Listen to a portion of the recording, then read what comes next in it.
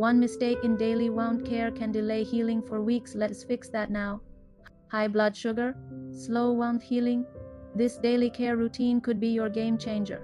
1. Create a clean and controlled environment. Why it matters. Diabetic wounds are highly prone to infections, so cleanliness is non-negotiable. Wash hands thoroughly with antibacterial soap for at least 20 seconds, clean under fingernails and use a hand sanitizer 60% plus alcohol. Wear sterile disposable gloves to prevent contamination. Work on a clean flat surface, cover it with a clean towel or disposable pad. Ensure the room is well lit and ventilated. Supplies checklist: sterile saline solution, sterile gauze pads, cotton swabs, povidone-iodine or chlorhexidine antibiotic ointment, non-stick dressings, medical tape or cohesive wrap, disposable gloves, clean scissors, disinfected. To clean the wound gently, but effectively. Why it matters. Proper cleaning removes dead tissue, bacteria, and debris.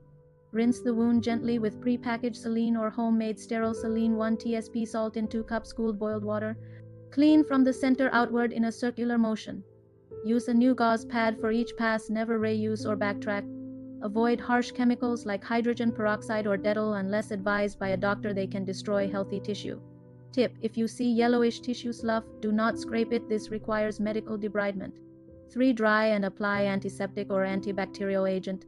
Why it matters. Dry skin supports better adhesion of dressings and avoids fungal infections. Gently pat the wound with sterile gauze until it's dry. Apply povidone-iodine, betadine or chlorhexidine solution around the wound edges. Wait 30 to 60 seconds before applying ointment or dressing.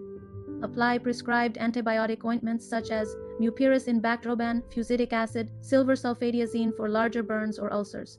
For minor superficial wounds, medical grade honey or turmeric paste, doctor approved only. For dress the wound properly for maximum healing. Why it matters. Proper dressing keeps bacteria out and moisture in. Both are essential for healing. Use a non-stick pad to cover the wound, for example, Telfa hydrocolloid if prescribed. Avoid cotton or fabric pads, they can stick and tear healing tissue. Secure using medical tape, micropower for small areas, cohesive wrap like Coban for hands, arms, legs. Avoid tight wrapping, it can reduce circulation. Advanced tip: use a moisture retentive dressing like hydrogel or foam for deep wounds as advised by a doctor. 5. Monitor the wound daily and take notes. Why it matters. Early detection of changes helps avoid infection or complications.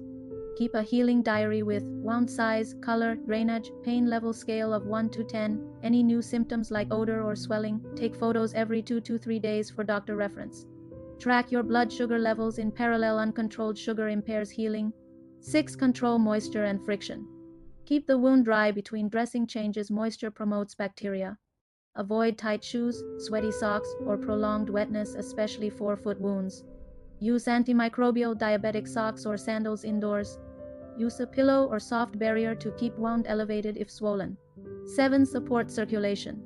Why it matters. Good blood flow brings oxygen and nutrients for healing. Do light leg stretches or foot rolls every 2 hours if immobile. Elevate the wounded area above heart level for 15 minutes twice a day. Don't sit cross-legged for long, it reduces circulation.